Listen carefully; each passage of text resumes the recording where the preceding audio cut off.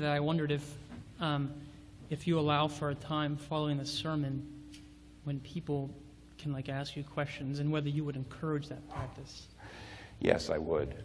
Would you say apologetic preaching? I don't know. All I know is that I try, whenever I talk to people in New York, to assume that there are people at all different places, that people who believe, who don't believe, and don't know what they believe. And in that sense, when I get to a place and I'm preaching, I can think about, well, if I was a person with skepticism about God or about the Bible, I would be thinking this, and then I anticipate that. And you could call that apologetic preaching, yes. And I also used to do a question and answer time after every service. And I think it was extremely important, especially in the early days of the church. It's not as good now that it is so big. And also, because actually I get a lot of folks who are not, the people who are most likely to stay are people who are visiting New York and come to the big church almost as Christian tourists. And they'll stay because it's part of their experience. And, and as nice as that is, it's probably not the best use of my time for the people in New York. But in general, it's a terrific thing to do.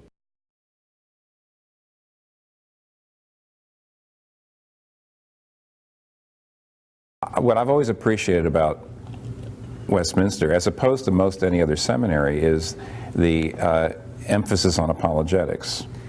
And I think I mean, it's interesting to come back to the place where the keeper of the Van Tillian flame is kept, and with an apologetics book. I really would be very happy to find out what people think about how consistent this is with Van Tillian apologetics. But I mean, I never taught apologetics, and I just imbibed a great deal from being on the faculty here and then originally taking a doctorate ministry here.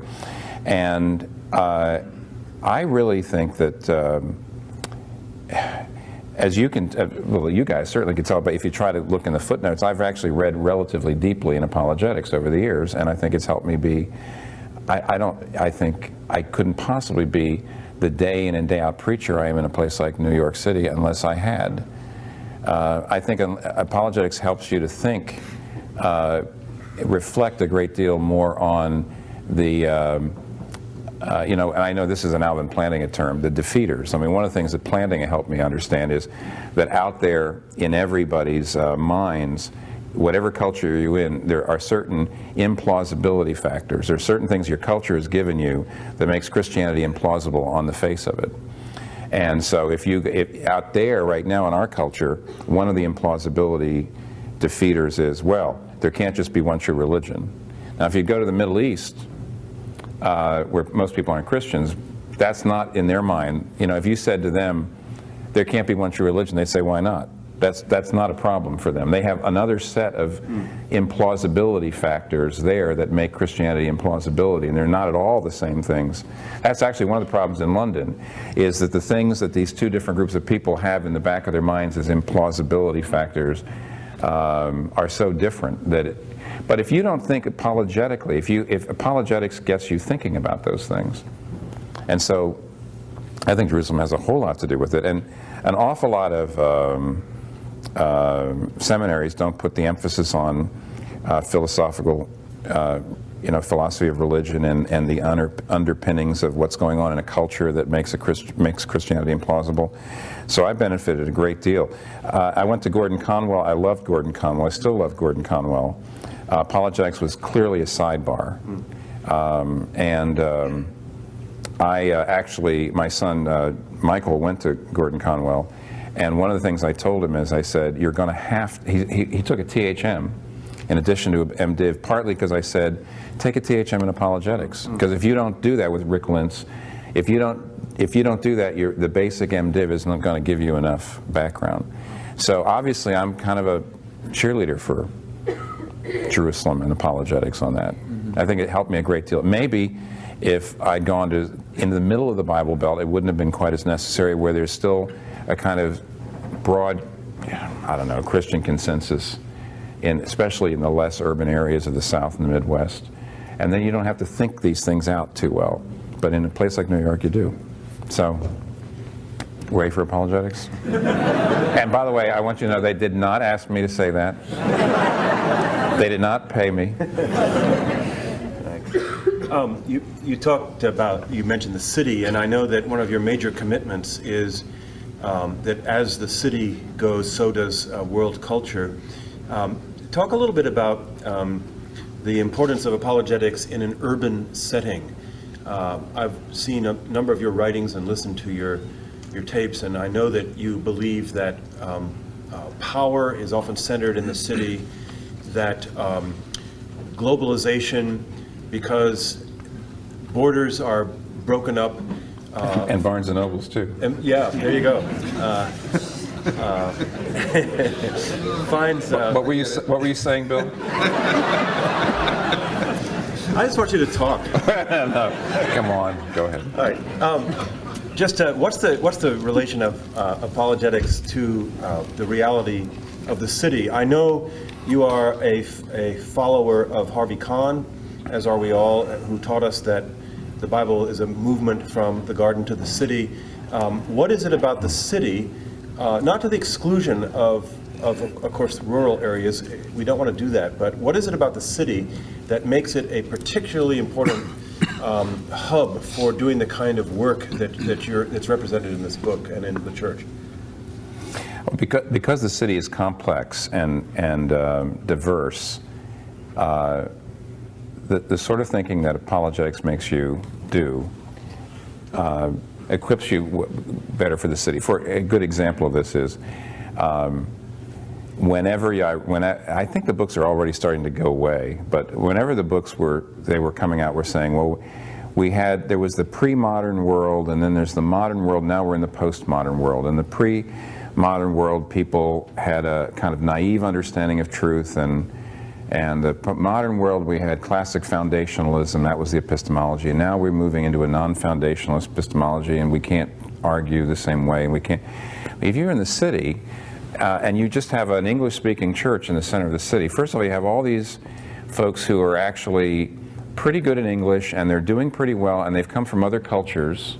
English is sort of their second language, and they're in your congregation, and they basically have kind of Confucian background. I mean, they're pre-modern in their way of thinking. And then you have, sort of probably people, especially people in the business world, over the age of 40 or 45, and they're actually still, you can do a sort of evidence for the resurrection thing, or they're going to say, my problem is I can't believe in miracles. I can't believe in miracles at all. And then you've got younger people and artists, and they think, sure, miracles, why, hey, who? There's no problem at all, and they're all in the congregation. Mm-hmm. And so, and the idea that somehow, the culture has become monolithically this rather than this. In cities, you realize, wait, we're going to have these differences for a long time, and you're going to have all these epistemologies out there. I mean, the nice thing about apologetics is it does talk about epistemologies and different ways of reasoning and different ways of establishing, warranted belief and that kind of thing. And if you haven't ever thought about that, you really don't realize how challenging it is going to be to preach a sermon that gets to people. And so, I've actually written an article for Christianity Today. I hope will come out, in which I said, I almost feel like I've got, the best thing to do is to follow the text. When you're doing expository preaching, follow the text, because the fact is that certain texts actually hit different groups. I mean, there are some texts that are a stretch for certain groups, and other texts hit them right between the eyes. And the best thing to do is not to try too hard to target, but to know, in other words, in my mind, I need to know about those rival epistemologies out there, so that when I'm on a text, I realize, boy, this text is going to hit that group of people really hard. But if I only, in other words, I want to go through the Bible and see, here's where expository preaching works out pretty well. I want to make sure that the text shapes my sermon, realizing that this sermon is going to hit a particular group of people pretty hard, and these people over here will overhear it. And because they've been hit by some other sermons, they're going to sit still and listen. It's much more complicated, in other words, than your book saying, well, you have to do postmodern ministry, or you have to do this ministry, that ministry. The better thing to do is to do expository preaching, be incredibly aware of the different epistemology. That's where apologetics helps enormously. Be willing to realize, by the way, that that certain points you're going to be true to all the Scripture. Some of your people out there are going to be really stretched by what you're going to say, but through pastoral care and through that the series on your series on Esther is going to really get some people really excited, and other people are going to say that was nice, and then your series on John is going to probably excite other people. And I don't know, right now I don't see books written, I don't see people talking about that kind of ministry. There's a tendency to say this is the monolithic way to do it. Apologetics helps me be able to understand the people and yet still not market, and still appeal to a broad base of people. So now there's another, I heard in your question the idea of the strategic nature of the city. I'm all for that. I'm a Harvey Kahn guy there. But I'm just talking about how apologetics helps me, keep a fairly diverse congregation together, unusually diverse in terms of age and ethnicity and things like that. One of the things that Van Til reminded us is that in terms of method, there's basically two steps. One is you get over onto the ground of the unbeliever, for argument's sake, as he puts it, to show him what you've just said, that it's empty, it won't work, it's impossible. At many levels, he didn't develop this in the most practical way, but he implies that either there's a disconnect between what you claim and the way you live, or there's something wrong in the philosophy itself that it can't deliver. And then the person, it's a bit like the law and the gospel, is more laid bare.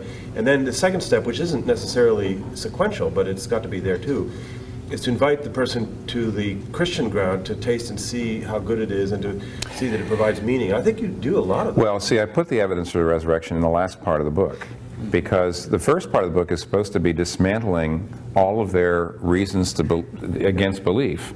The second half of the book is supposed to be a positive description of what Christianity is about. That's the one thing I did see in Mere Christianity I didn't see in other books. Most books either were all apologetics in the sense of tearing apart the objections, but not a positive exposition, or else they were like John Stott's book, Basic Christianity, which is a positive exposition but non-apologetic. And I wanted to say, so at the end I'm talking about what is sin, what is the gospel, what did Jesus do on the cross, and then I put in the resurrection, and I threw the evidence in there, so that I wasn't giving people the impression that the evidence for resurrection is going to somehow prove that there's a God. Rather, I was actually trying to show how great it was. I think, I said this on my little, I've done a lot of speaking lately about this, and I actually read N.T. Wright's book on the resurrection when I was recovering from thyroid cancer surgery. And it was very interesting to read a book which is basically an apologetic book. Some people would call it Josh McDowell on steroids. Some people are very sneering at it. And I had sort of moved away from obviously I've moved away from the evidentialist approach. But I have to tell you, here I'm a minister, I believe all this. To read I read all 800 pages because I had the time. And I read every footnote, I read everything. And I got to the end, I closed it up and I said, oh my. I mean, when you have cancer, you're facing death, and you say, I did believe, didn't I believe that? Yes, of course I believe the resurrection, but boy, this was a tonic to read. And it was just rehearsing how, all the ways in which this, all the pieces of evidence that really happened, that the accounts are historical. And I remember saying, I got something out of that, and I didn't need the resurrection proved to me, and yet the rehearsal of the historical evidence was still a tonic. So I put it into that chapter, and being a good Van Tillian, not wanting to get people to say, well, I want you to become a Christian because of the evidence. But I wanted the evidence in there as one more weapon in the arsenal. And there is a certain kind of non-Christian, especially older men. By the way, I found people my age still like that kind of stuff. I'm not sure that people my kids' age do. So, Doug or Scott, further questions? One more quote. Favorite quote. You're talking about the life in the age to come, and you say, compared to what we will be then, we are now mere vegetables. That was my... but that actually fits in with what you were just saying. So much of the second half of the book, you are not so much talking about God as you're casting this wonderful, attractive picture of what it means to be truly human.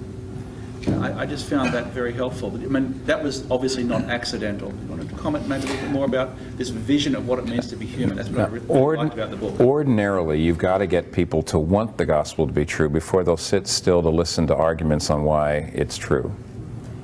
Otherwise, their eyes just glaze over. And so, to me, the best spot, to me, apologetics is actually the meat of a sandwich. Here's what I would say. In my actual, the book, I laid the book out because I tried this book out on a lot of different people. I had editors, I gave it to non-Christians who tore it apart, and decided that was the best way for the book to work. But if I'm actually presenting, if I'm preaching or presenting Christianity, you want to actually share the gospel in such vivid ways that the person listening says, well, that'd be nice if it was true, but it's not. See, now, once they get there, then you can do your apologetics, and they're going to sit still.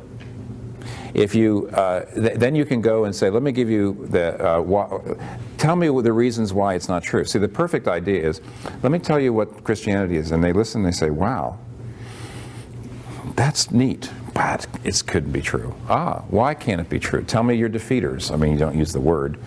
And they say, well, blah, blah, blah, blah, blah. And then you can show them, and they're willing to work with you because they were kind of taken in a little bit by the presentation or the address.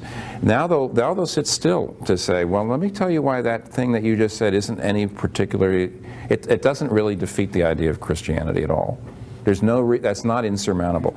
Then you do your apologetics, and when you've gotten rid of, if they say it would be nice if it was true, and then you do your apologetics in order to show them that there's no good reason why it couldn't be true, then you can go back and do a more traditional gospel presentation of saying, these are the elements of the gospel you have to believe in order to be a Christian. This is what you have to profess. This is what you have to do. And in a way I do that in, weirdly enough, even though it's not in that, the epilogue is really that last gospel presentation.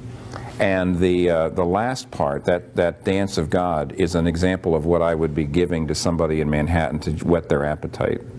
And the rest of the book is the middle part. So that's the real order, I think, that apologetics, I mean, that's the real way it works. It's sort of preaching, apologetics, evangelism is kind of the way it works itself out.